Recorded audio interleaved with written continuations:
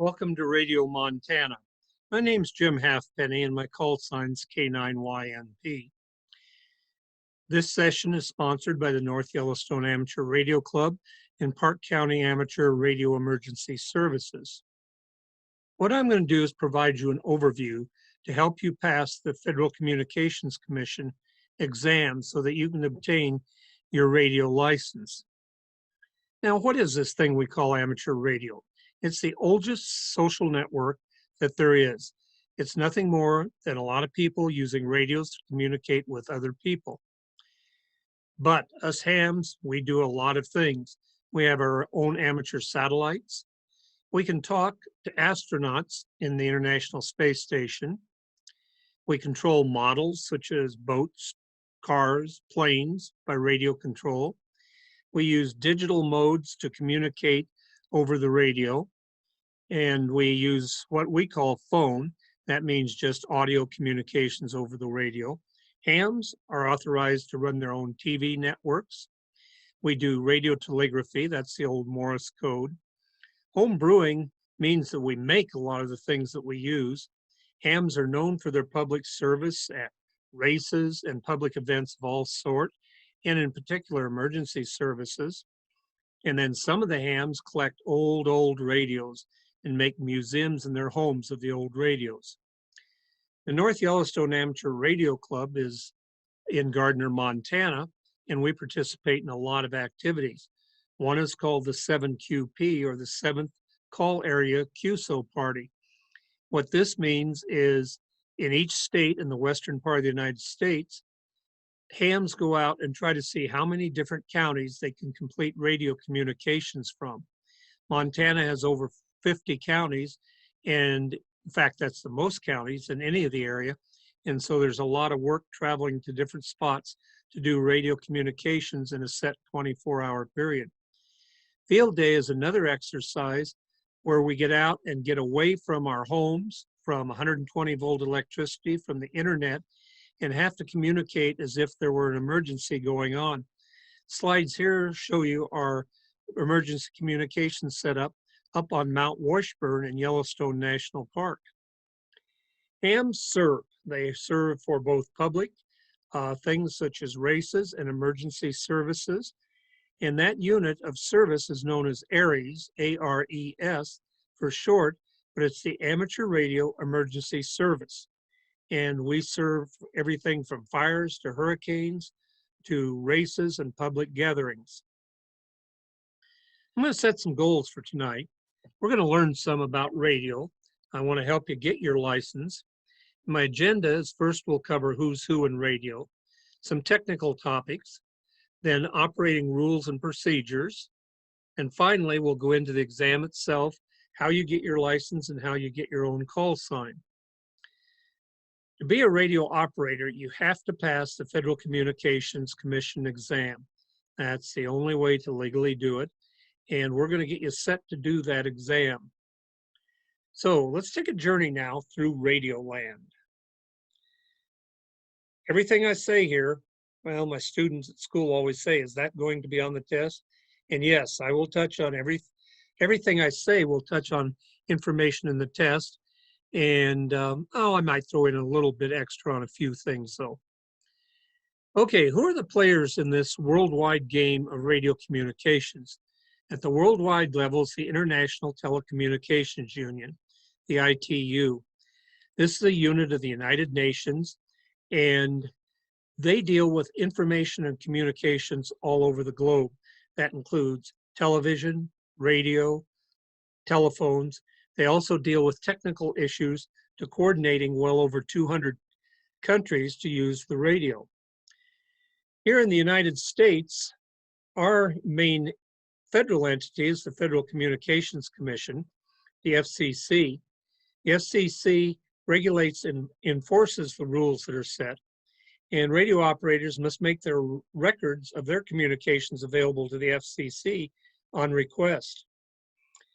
We are members of the Amateur Radio Service, the ARS. That's a batch of folks who are interested in radio techniques. Just because we're interested and we don't get paid for it, there's no money involved, but we're into advancing our skills in technical and communication phases of the radio arts. As a member of the ARS, you are the radio operator. Your radio is your station and you run your own station. Just as any station you'd tune into on your car radio, you are your own station. And your station might simply be a handheld unit. It could be a mobile unit out in the field, or it could be a base station set up in your own home.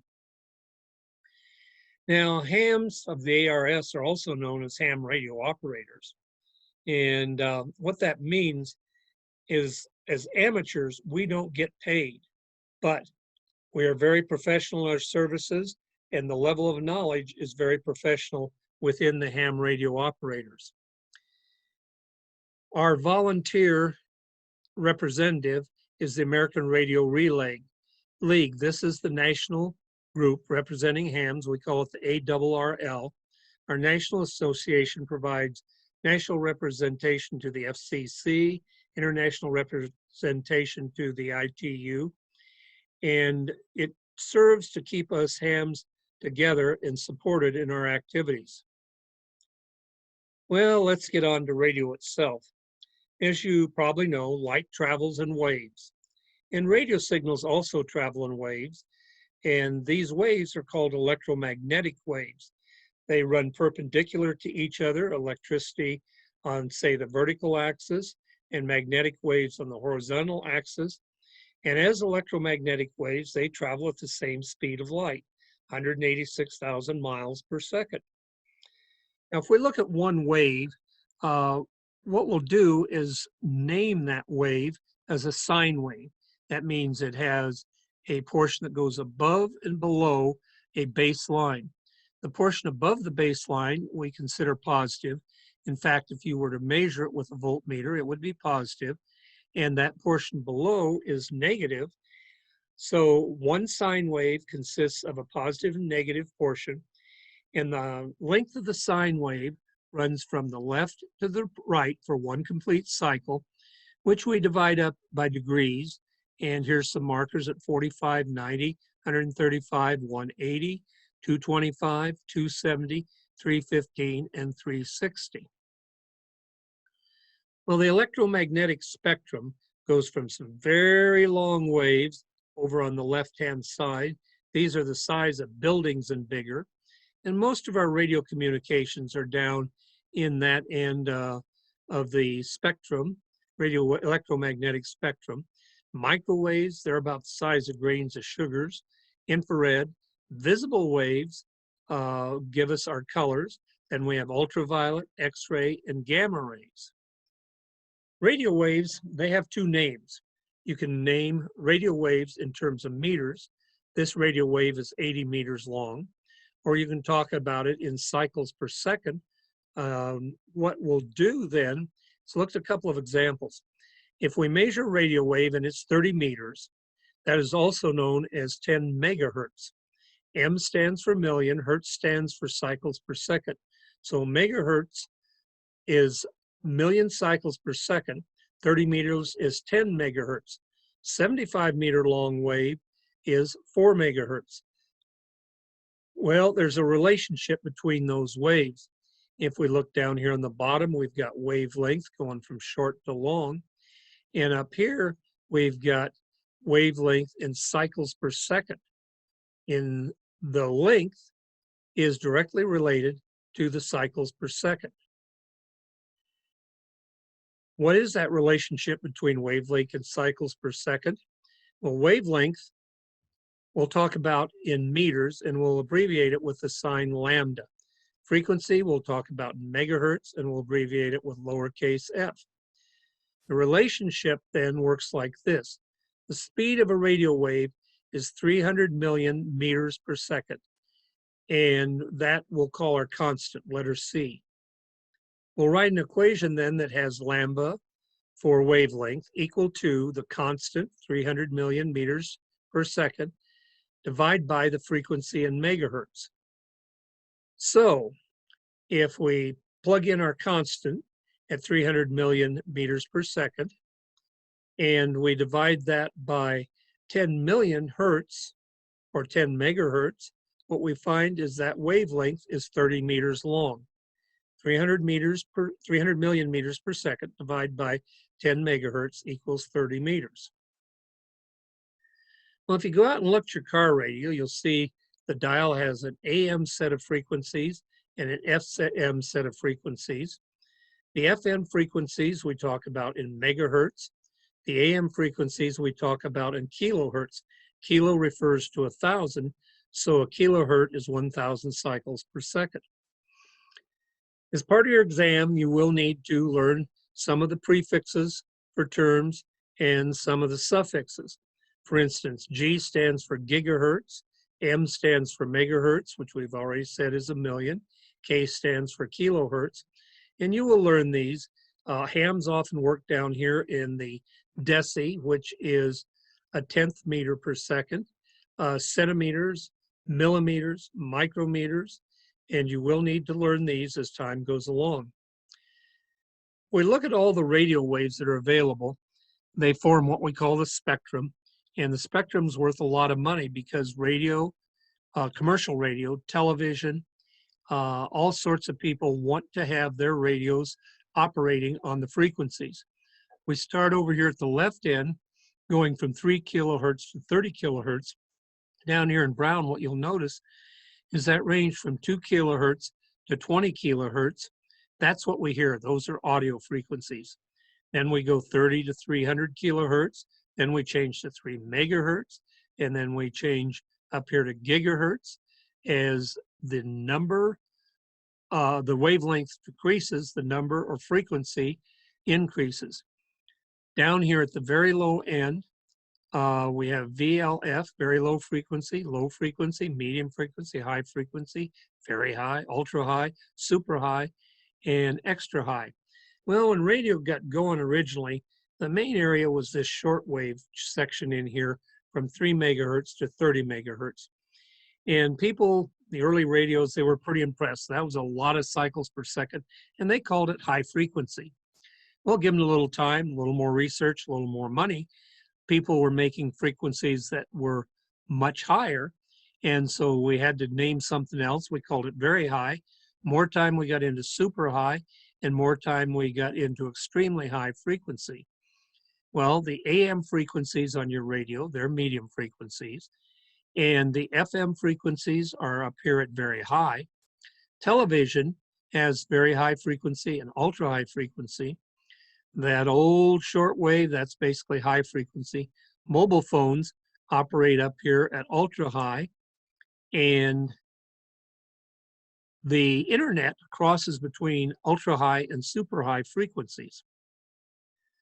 Well, if we go back to that radio for a minute, we look up here at the top, AM, we see it's in kilohertz, and we call that a band. A group of frequencies is a band.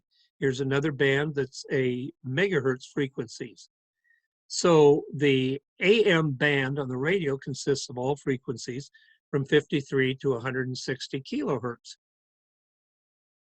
For example, with ham radio, we talk about the 80 meter band, and that would be all frequencies from 3.5 to 4.0 megahertz. Well, this chart here shows you all those different frequencies. And if you remember right, hams are allowed to operate on many bands within the electromagnetic spectrum.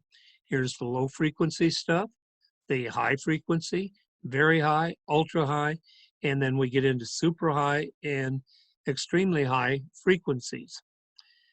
Once you have your license, it allows you to operate in different bands and communicate even to around the world. But there are rules, and you have to obey the rules when you're communicating. The license only allows you to operate on certain frequencies, and which frequencies depends on the type of license that you have. However, an amateur radio station may use any means of radio communications that's necessary to provide essential communications. Now, essential communications means we're talking about the safety of life and immediate protection of property. You may do that when other normal communications are not available. So if you come on to a car accident and you need to get first aid, first thing you do is grab your phone and hit 911. If that doesn't work, you can use any radio frequency and any radio mechanism you need to get the message through to save the human life or provide immediate protection of property, such as during hurricanes. Well, having said that, let's get into the radio itself. We're going to make a radio here. Yeah, it's going to be just sort of a little simple radio to play with.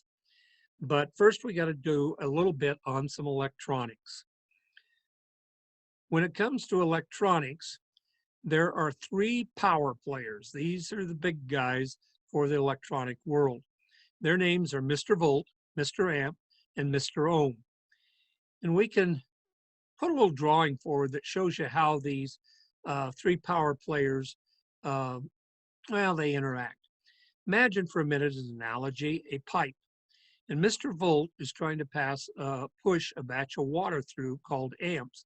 But Mr. Ohm is trying to stop that. He's squeezing it down. Well, electricity essentially corresponds to that analogy. Volts push amps through an electrical wire, and ohms try to stop them. So since Ohm is on top, we're going to name this the Ohm's law. Mr. Ohm is the controller. He's Ohm's law. Ohm's law basically says voltage equals current divided by the resistance. Voltage equals current divided by resistance.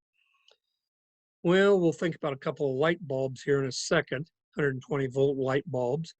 But what we're going to do is we're going to abbreviate voltage with an E.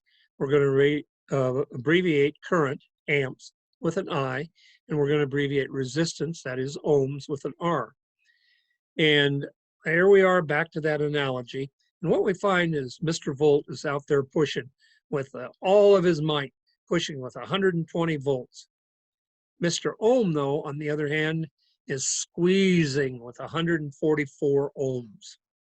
So the question becomes, how many amps can go through when Mr. Volt is pushing 120 and Mr. Ohms is restricting it with 144 ohms of resistance? Well, in order to solve this, we're going to use the equation volts equals amps times ohms. And I'm going to give you a little crib sheet. This little crib sheet will be very helpful when you're taking the test. You can walk in and make this little crib sheet item on your test, and it will help you figure out answers to problems you'll be giving. It's a circle. Top part of the circle has an E for volts. Left part has an I for amps, and the right part has an R for resistance in ohms.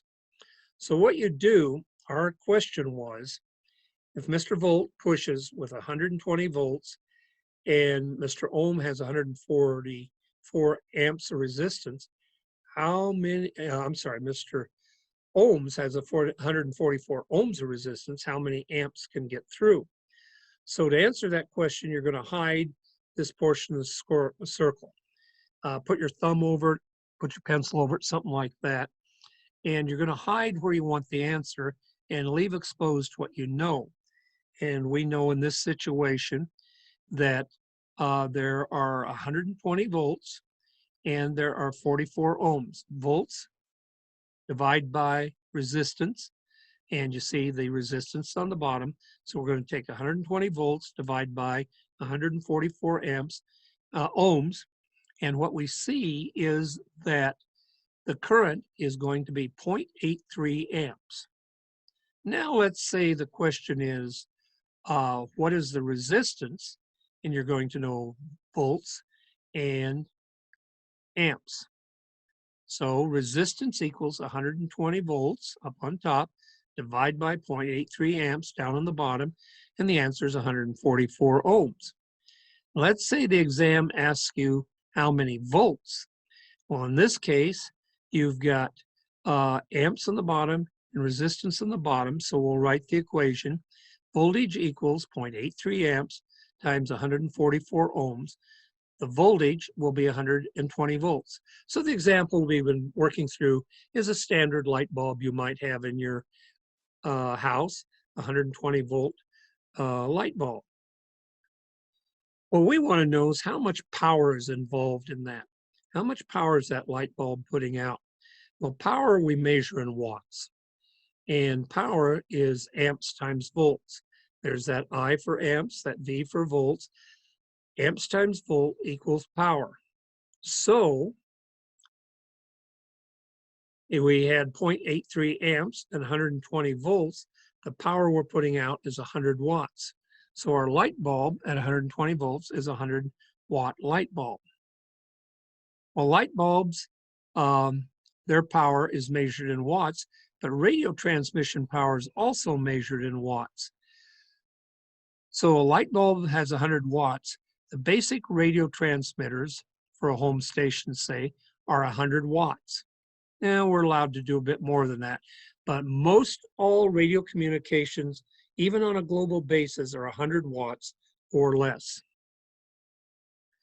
Most of us amateurs, though, don't work up there in full volts, full amps, and full ohms. We work in millivolts, milliamps, and milliohms. That's all the power we got going in our radio. And milli is a thousandth. So a thousandth of 1 volt, a thousandth of 1 amp, a thousandth of 1 ohm. Well, back to our idea of making our own radio here. There's 3 types of radios. We could break them into 3 types. A transmitter to send a signal. We could have a receiver that all it did was receive, or we can combine the 2 and have a transceiver. Well, what you see is there's a lot of parts go into a radio. And somehow, if we're going to make a radio, we got to figure out how we're going to use these parts. And what we're going to do is a little bit of planning ahead of time. We're going to draw out what we're going to do. And on the exam, they will show you drawings, and you will need to interpret some of the parts. Now, drawings for radios, radio diagrams, can be of 2 types. The block diagram, which just simply shows a block to represent what's going on there. A block that would be the outputter, for example. Or they can be schematic with several symbols like we see right here. Well, you read radio diagrams from left to right, no matter whether they are block diagrams or schematic diagrams. So let's start the simple little schematic diagram. Over here we have an electrical cell, the simplest little battery, if you will, that we can imagine. There's only 1 cell, and we're going to use it. That might be the cell, for instance, you put into a hearing aid.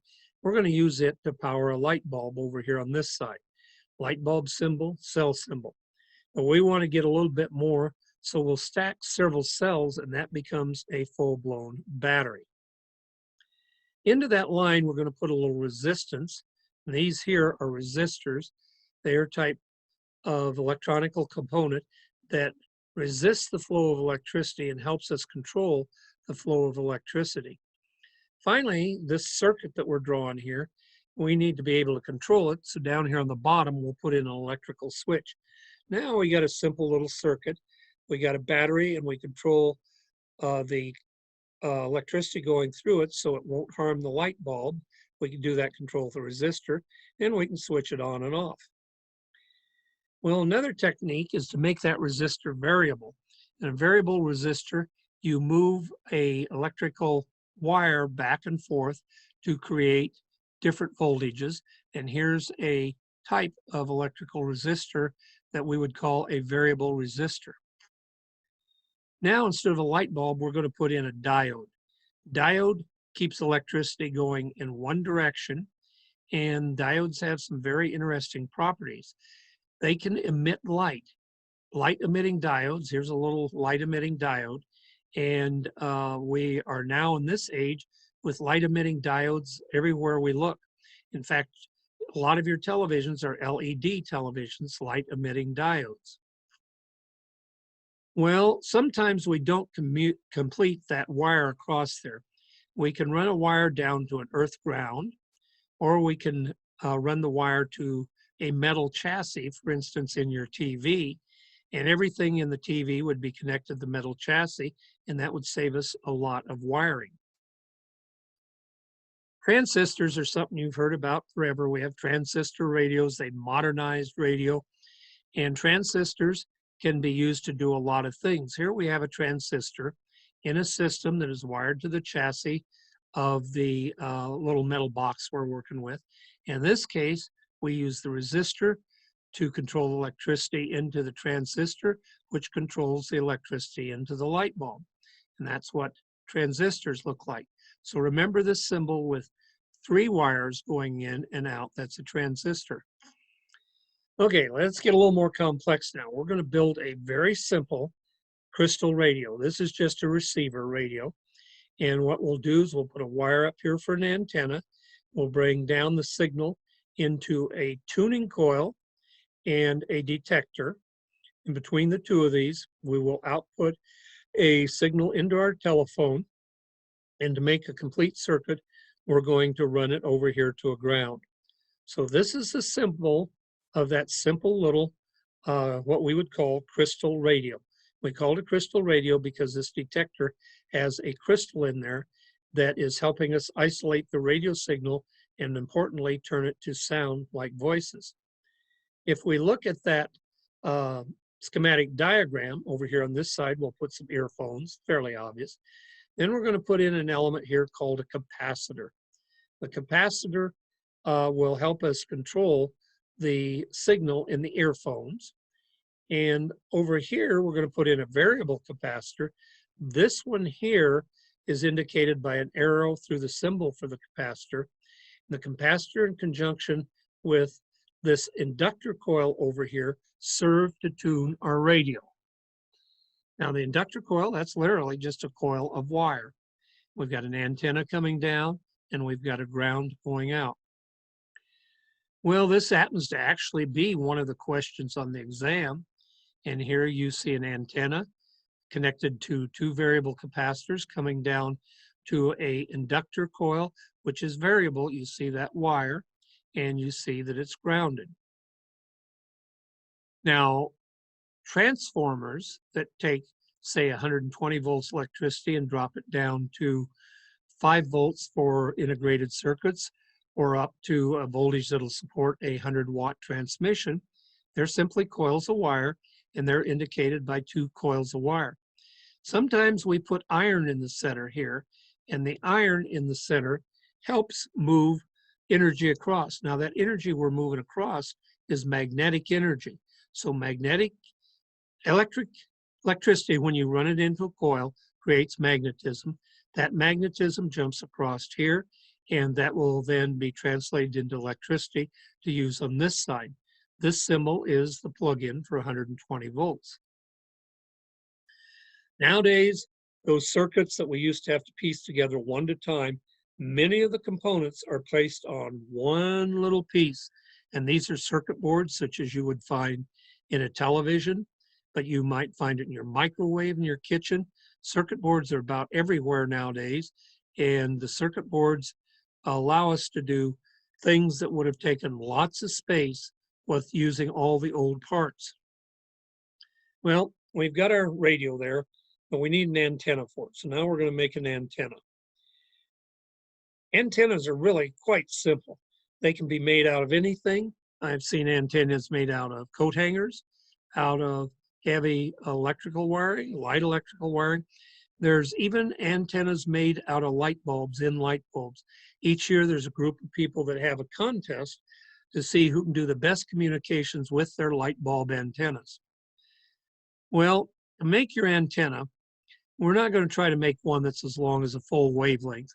That, for instance, would be an 80-meter long wavelength.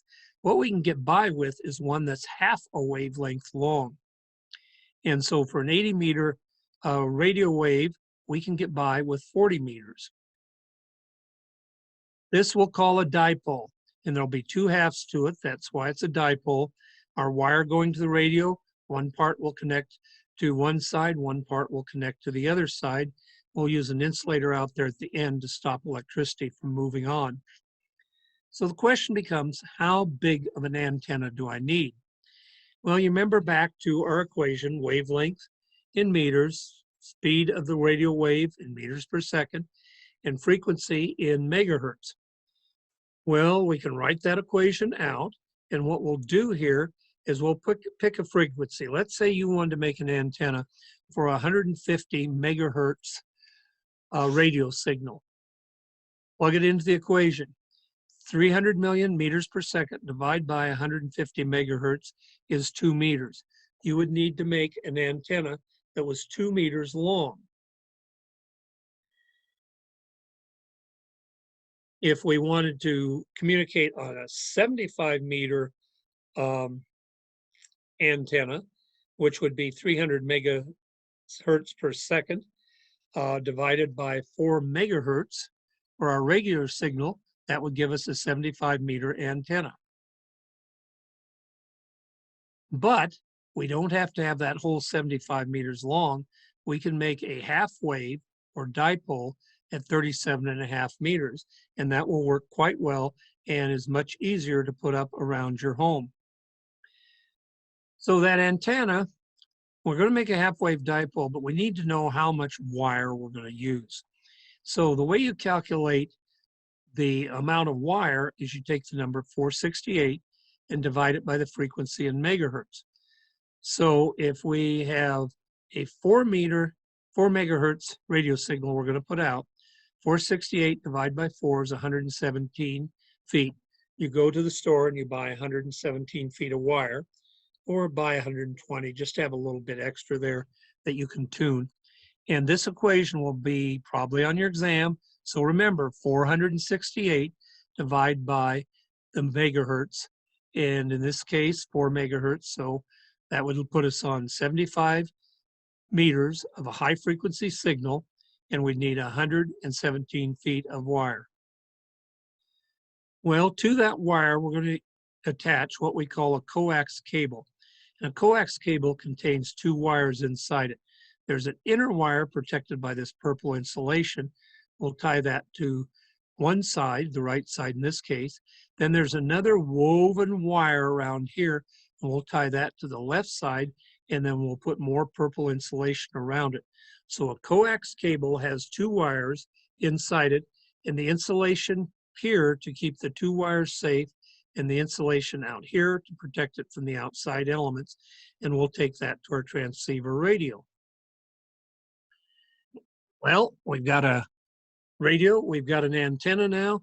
Our next goal is, how do we send out a message? Now, you remember that radio wave. We're going to only think about it right now as a radio wave, not an electromagnetic wave. We're not going to think about the magnetism. We're just going to look at the radio wave. And it's very uniform, up, down, and the sound would be boring. We got to do something interesting with that wave. So what if we take our radio frequency signal, which is many cycles per second. Remember, audio frequency is only down there at 2 to 20 hertz. And what if we could combine the 2 of these? Well, we're actually going to combine them with what we'll call a modulator. That modulator, it accepts the radio wave coming in, and then it lays the audio wave on top of it and combines the 2 of them. Here's our combining point where we lay on the audio wave, and now the radio signal is carrying something interesting like music. Well, there's a couple of ways we can combine them. One way is to change the up-down amplitude like you saw on the previous slide. The other way, though, is to make frequencies lower or higher, wider or closer apart. This one up here where we change the amplitude, we will call amplitude modulation. Down here where we make the frequencies lower and higher, we'll call that frequency modulation. And these are 2 major types of radio communications, as you learned from your car radio long ago: amplitude modulation and frequency modulation. There's that car radio. Remember, amplitude, AM on top, frequency modulation on the bottom. When we send out a radio wave, we say that it is propagating through space. So let's take a little look at how propagation occurs when we're sending a radio wave. We have to get it through the atmosphere, and there are various ways that we can get a radio wave through the atmosphere. Let's say we got 2 towers set up there, and we want to communicate from here to here. Well, line of sight, that's no problem. The radio wave just flows straight across to the other tower. But what if that other tower is moved? We've got a sky wave that goes between 2 that are line of sight, but what if we move the other tower over here? Now when you shoot a sky wave out, it misses this one. Well, it turns out the curvature of the Earth stops signals uh, and sends them into space, so we'll call it a space wave. And the curvature of the Earth at about 3.7 miles is enough to block signals from going elsewhere. And with a handheld, you can usually get about 5 miles without being up in the air. But the curvature of the Earth will block that signal, and that wave just goes out into outer space. Well, ways around that. Build a bigger tower so it's now back in line of sight. Another way around it would be to send a signal out that hits the ground and bounces up. When it bounces up, it connects to the other tower. And this sort of wave we will call a ground wave because we used it on the ground. Now, earth, soil is not the best of ground waves, but water's a lot better ground wave. So people on the coast find communications around the world much easier than those of us that are landlocked here in Montana. Well, let's look at another way we might increase the range of our signal. The ionosphere, that portion of the atmosphere 30 to 260 miles up, can refract radio waves. So where the space wave misses, what if we send the space wave to the ionosphere where it gets refracted back down, and now we can communicate halfway around the world by taking advantage of what's called refraction, where the radio wave hits into the ionosphere and is bent in the ionosphere till it's sent back down to Earth. Well, when we do that, there's what we call a skip zone. The skip zone is where the radio wave does not hit. So our wave going up here talks to this person well, but everything here in the skip zone, they're not going to hear us talking. That ionosphere is a powerful tool, but it's kind of complex. You have to have just the right frequency to get it refracting on that particular day, that particular time, that particular season. If the signal is too low of a frequency for that time, it gets absorbed. If the frequency is too high, it blasts its way on out into outer space and it passes through. Well, this little illustration is just a consolidation of everything I've been explaining. We see ground waves bouncing off to the tower, space waves going straight through, space waves refracted low down, space waves refracted higher up for a greater distance. Ones going into space that just plain get absorbed because frequency is too low. And these that are passing to outer space are what we use to communicate with the International Space Station, the Mars orbiter, and even our satellites that are leaving the solar system still send radio signals back. Living in Montana is a great honor. It's an incredibly beautiful state. And this is the view out my front window of Electric Peak. Electric Peak got its name because lightning tends to strike up there a lot. And what I'm going to do is give you a very special pair of glasses so that you can look into the outer space above Electric Peak. And we're going to take a look at the propagation above Electric Peak. So put your glasses on, folks. Look closely. And what you'll see is there are clouds up there. There are 4 bands of clouds that go up above the Earth. Now, those clouds are made up of electrons. The fewest electrons are down low, and as you go up higher, each layer gets more and more electrons. How come? Well, let's name these layers D, E, F1, and F2. And let's look what happens. As the sun blasts its way through, we get X-rays, mid-ultraviolet, far ultraviolet, extreme ultraviolet, visible light, infrared light coming down. These lights interact with oxygen and nitrogen molecules and knock off electrons. Well, as you see, the upper layer has all the wavelengths going through. As you start getting down, wavelengths are absorbed. And for instance, the extreme ultraviolet, very, very little of it would ever get down to the Earth. So what that means is there's more electrons in the upper layer. Let's say, for example, we'll send up a radio wave, kind of low frequency. It gets to the D layer and it is absorbed. No successful communication. Let's use a little higher radio frequency. it blasts through the D layer, hits the E layer, where it too gets absorbed. Again, no effective communication. Let's use a little higher frequency. This time it gets up to the F1, but there's enough electrons up there that it's refracted down, and we can make successful communications. Well, let's use one with a little bit more frequency, higher frequency. It blasts through D, E, and F1 and hits the F2 layer, where it is also refracted down, and we get a greater distance of communications. But refraction takes those two waves and sends them back to Earth. Let's go to a higher frequency. And with that higher frequency, whoops, it blasted through DE, F1, F2, and we're out communicating with the Mars rover on Mars. The high frequency penetrates and gets us out.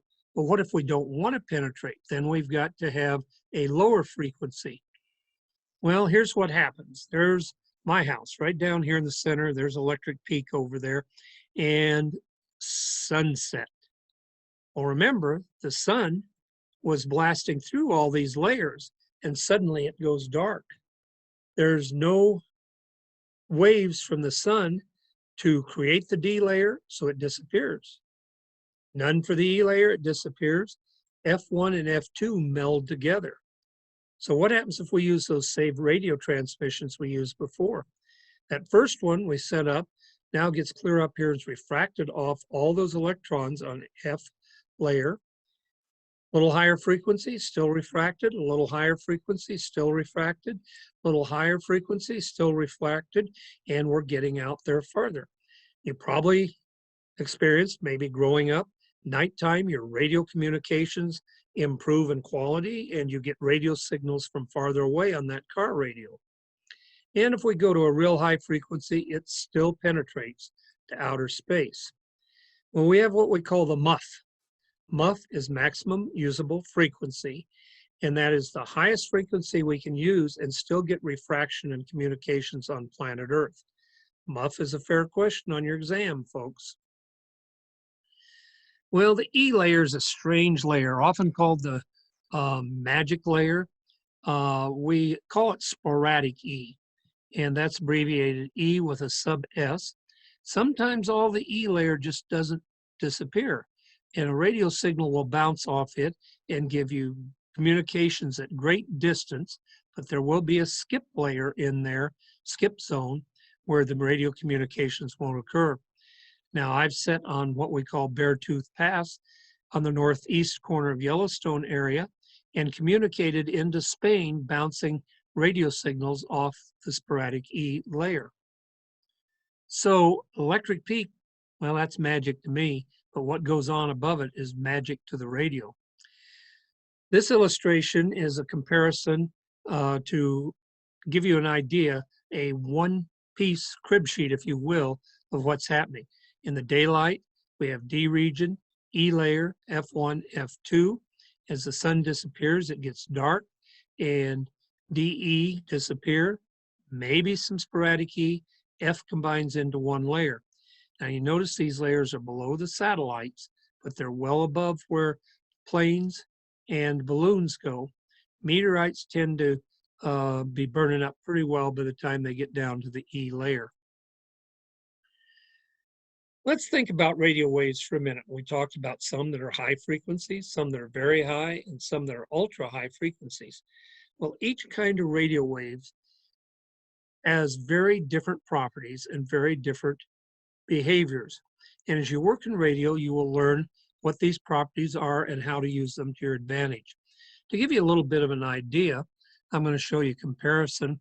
We have a system that keeps track of radio communications, and this system is working on the 20-meter band here, and it's showing that 20 meters is very active between the United States and Europe in the daytime, but as the nighttime shadow advances onto it, the 20-meter starts to fade out, and by midnight, 20 meters just isn't any good. And here, as the shadow is leaving, it's starting to build up. So we generally think of 20 meters as a daytime radio frequency. This is 40 meters, and notice 40 meters is not working in the middle of the day, but Europe, as the shadow comes in, is able to make great communications into the Japan, the Pacific area, and the West Coast of the United States is able to make great communications there. So at this time, the 40-meter band is working well at night. We think of it as a better night band. Propagation is something you'll learn more about as you work with radio waves, and you have to utilize propagation to make your worldwide communications. So how do you get on the air? How do you actually start working with a radio? Well, all you need is your phone. The cost of that phone, well, you probably already got it. But there's a set of software called Echolink, and that software is available only to licensed hams. You can load it onto your radio and use your radio as a phone and talk all over the world. Another way to get on is a handheld transceiver. You can get these nowadays for as little as $40. They work on 2 meters and 70 centimeters. We have what we call single or dual band. Single would only be 2 meters or 70 meters, where a dual band would be both of those. Now, we call those HTs. That's handheld transceiver, or some people will call them handy talkies. And they work for FN communications, digital communications, and sending messages. Typically, they're only 5 watts.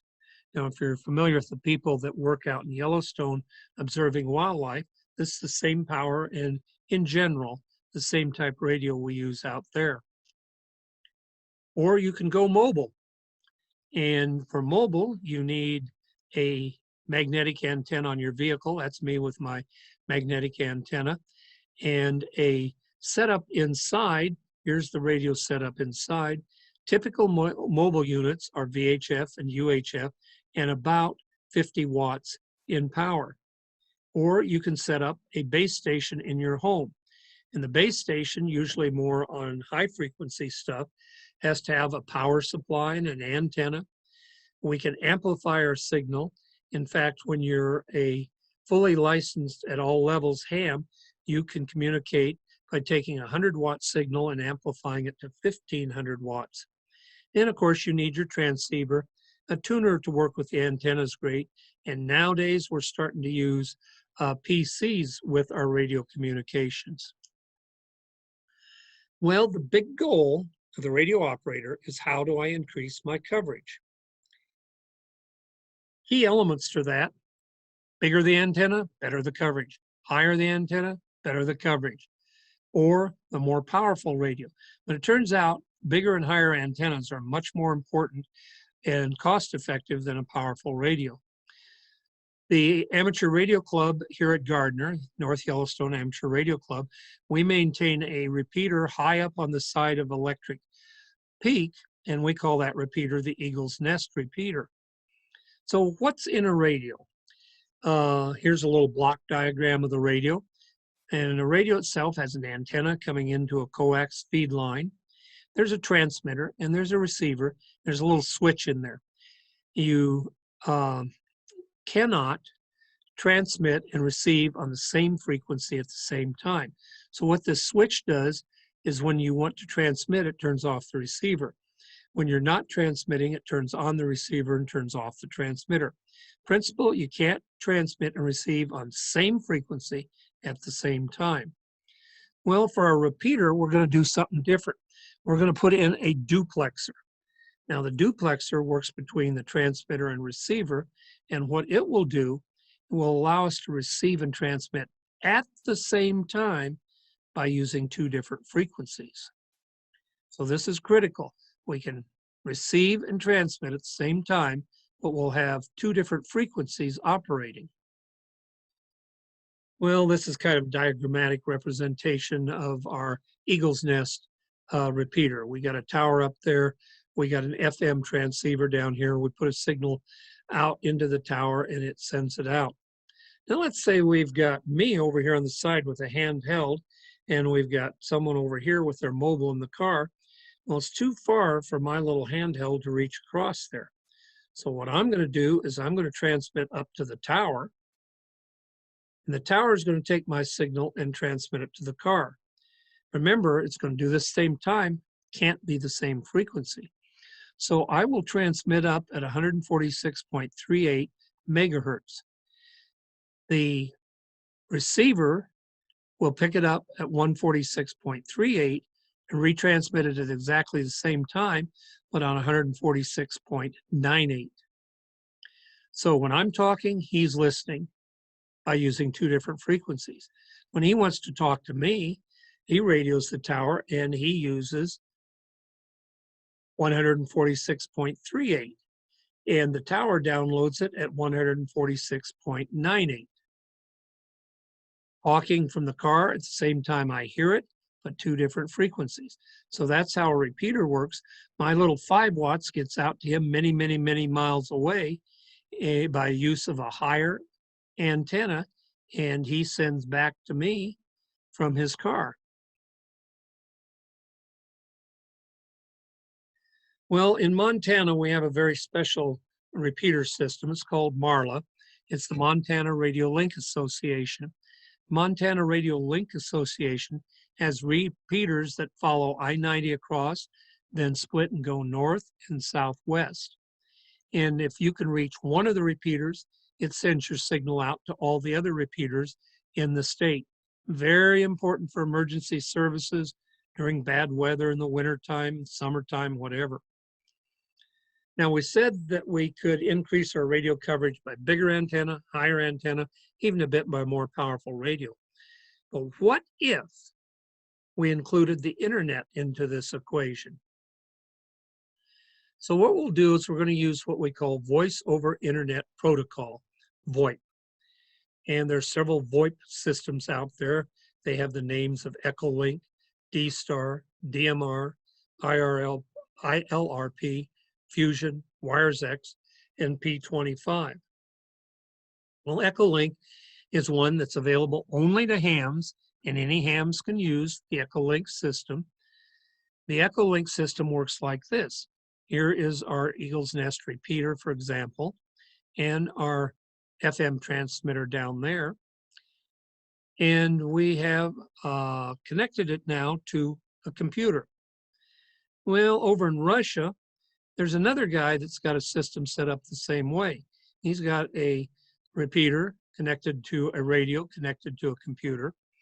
And this person out here in the car wants to talk to this person over here. Problem is, that's about halfway around the world. And guess what, folks? It is not going to work. So we turn on the computer, link it to the internet down here with software called Echolink software, and we send a signal over the internet to the other side. Car radios tower, tower sends a signal to the computer, computer sends the signal now by internet to this computer sends it to the radio tower here sends out a radio wave to the car, and we're talking halfway around the world. We can do something else too.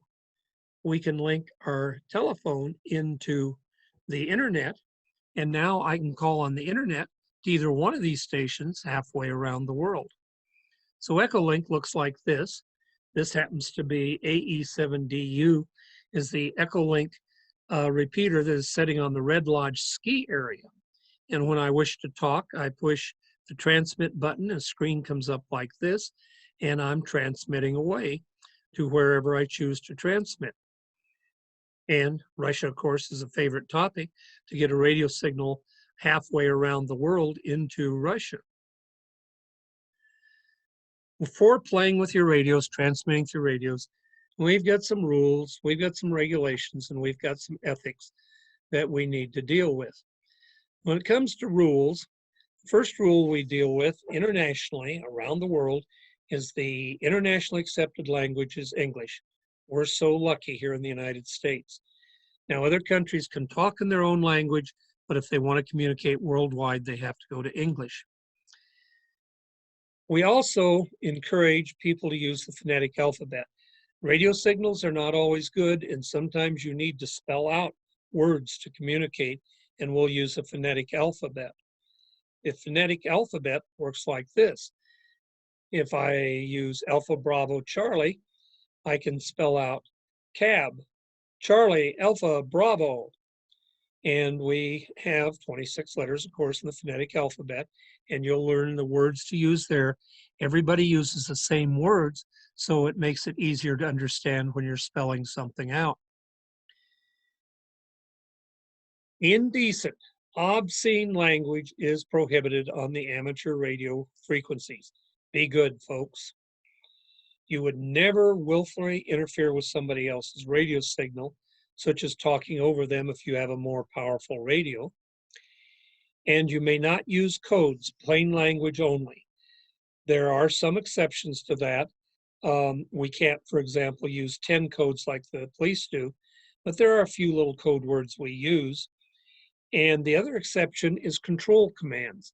Control commands are used to fly model airplanes, boats, and control the space station.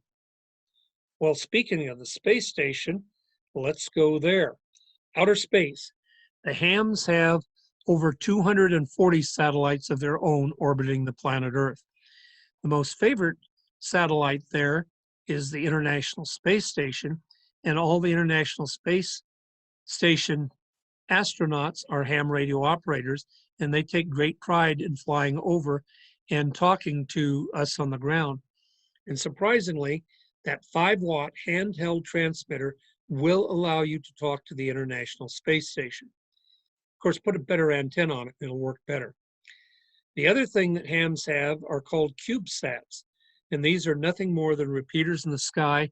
They're super small. They're 10 centimeters by 10 centimeters by 10 centimeters as a cube, and they allow us to communicate around the world. Who can transmit on those satellites? Anybody with a technician license, and that's the very first license you get. Any license of a higher grade than technician, obviously. Well, there's some etiquette for using a repeater. On the repeater, you always listen first for a couple of minutes to see if somebody else is talking. And you would never call CQ. Now, CQ is one of the abbreviations we can use. It stands for calling all hams. Calling all hams, will somebody respond to me? And we never do that on a repeater. On a repeater, you listen first.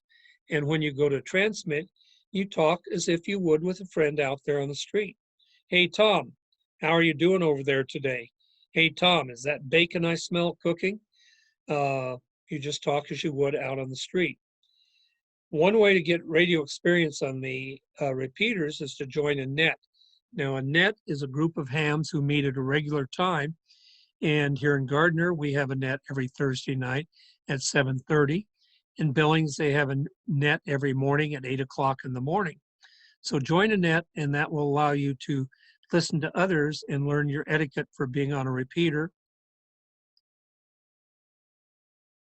Get your ticket. What does this mean? Your ticket is your radio license. And to get your ticket, you will also get your call sign. My call sign is K9YNP. Well, you got to go to the Federal Communications Commission and take their exam in order to get your ticket, get your license. Once you got your station license, though, it designates that you are the control operator. You're in control of everything that happens to happen there, and you are responsible.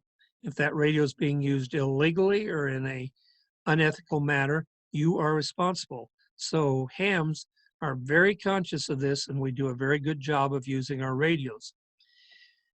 The transmission privileges you have on your radio depend on your class of operator license. There are 3 classes I'll talk about more, but they're technician, general, and extra.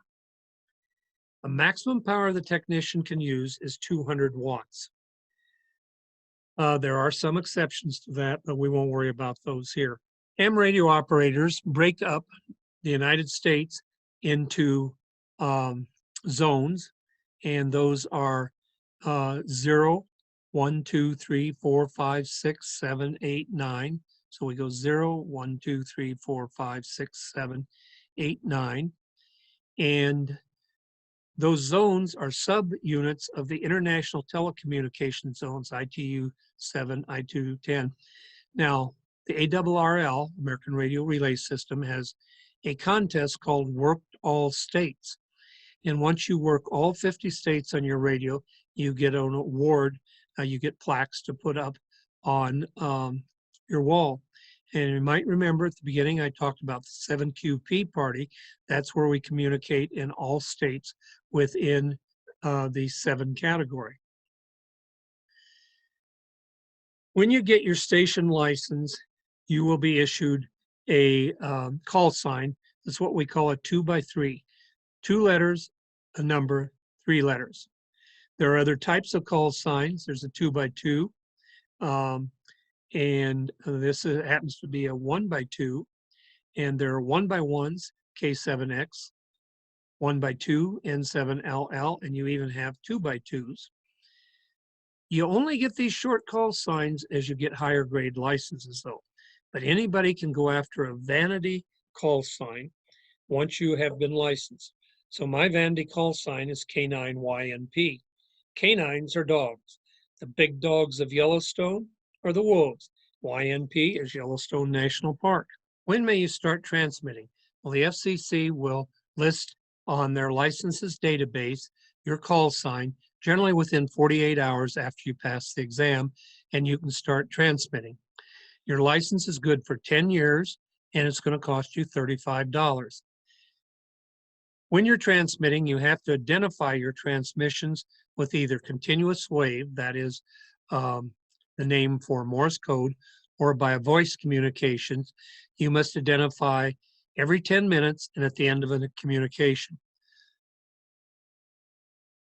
You transmit your call every 10 minutes and at the end of that communication. Ham operators like to verify with other hams if they've talked to them, and we have what are called QSL cards. QSL cards are pretty spectacular. The one up here in the upper left is for K9YNP. That's me, and it shows my Yellowstone background. As you can see, each ham is very individual, and they create quite interesting QSL cards. One of my favorites is one of my communications with NASA right here, the NASA Radio Club, and they sent me that QSL card. Well, in order to get your license, you need to take an exam, and exams are offered right now in this part of Montana in Gardner, Bozeman, and Billings. There are exams for 3 levels or classes of radio operator. The beginning class is technician. That gives you privileges to communicate on the 10 meter and 6 meter bands, all VHF, all UHF, and the microwaves, which were those super high and extremely high frequencies. Your general license takes a little bit more knowledge, but it gives you more privileges on the HF bands and gets you more into world international communications. The extra license gives you all the portions of the high frequency band. It focuses more on radio theory. Most of what goes on in Montana goes on VHF and UHF. Most of the people talk there. Radio and emergency communications go on there. So once you get your technician, you've opened a wide new world. Remember that frequency chart? Well, this is the frequency chart again. And if we look at it right here, you'll see E stands for amateur extra, A for advanced, G for general, T for technician. So if I go up here to the 10 meter band, what I see is that the extras, the advanced and generals can use this portion up here. And the colors then, red is data communication, green is a voice. So down here we can only send data, but up here we can communicate with voice. Down here we have the technician license in yellow, that's single sideband communications, and red is data. So the technician license opens up all of the 10 meter, 6 meter, 2 meter.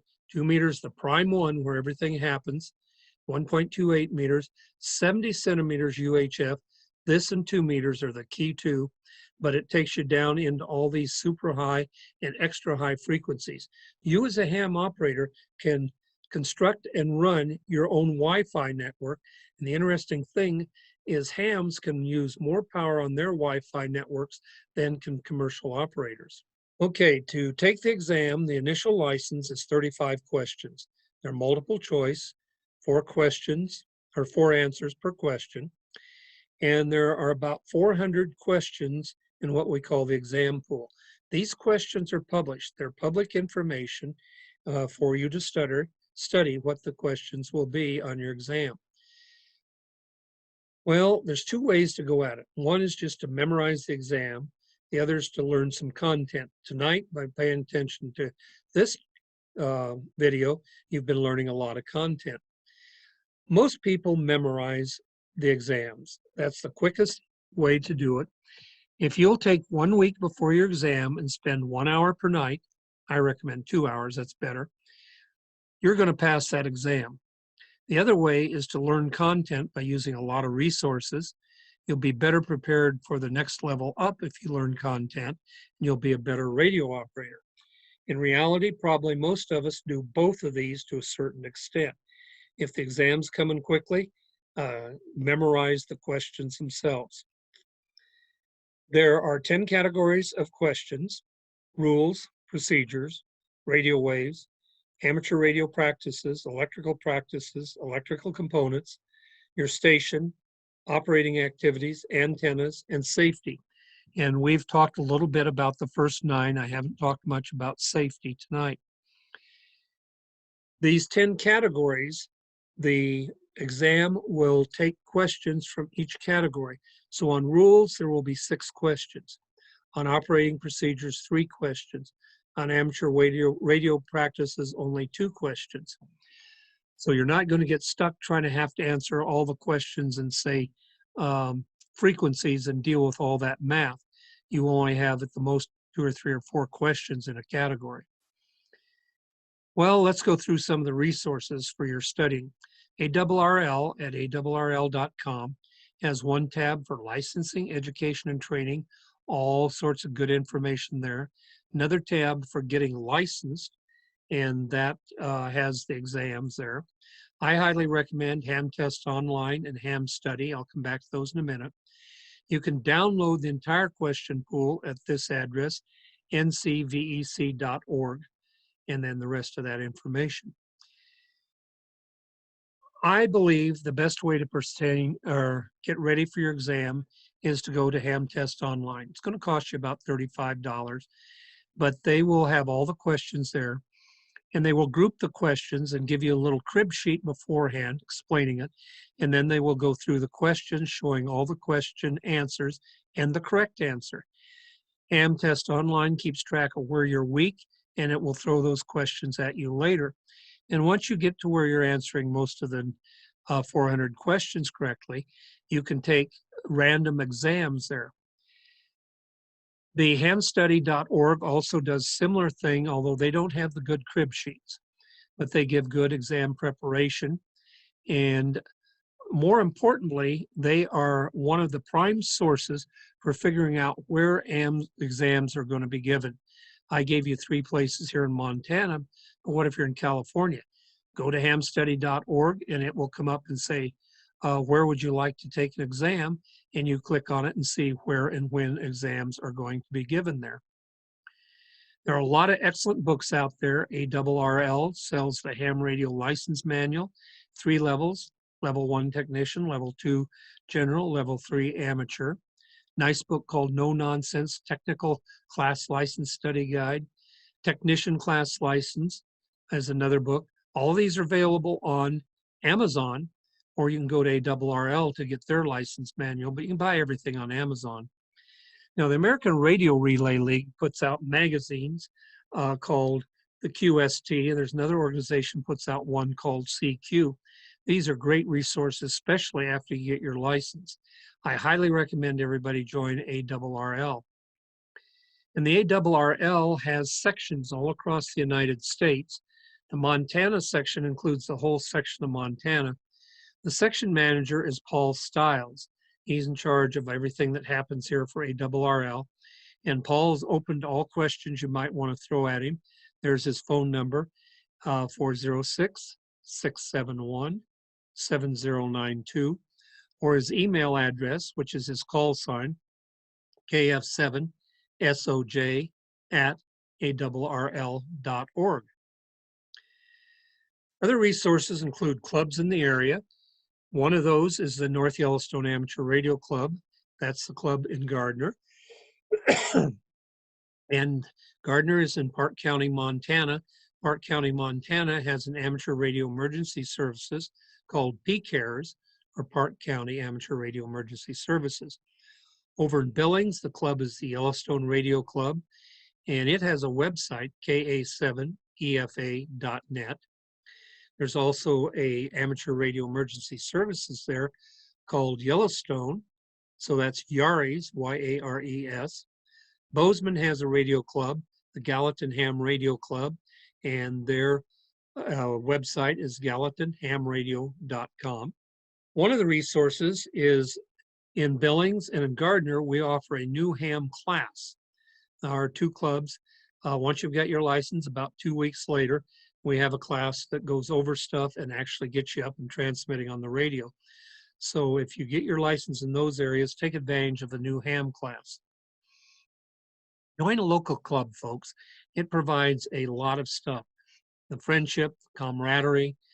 You find people there that can tell you all sorts of things about radio. They get you going.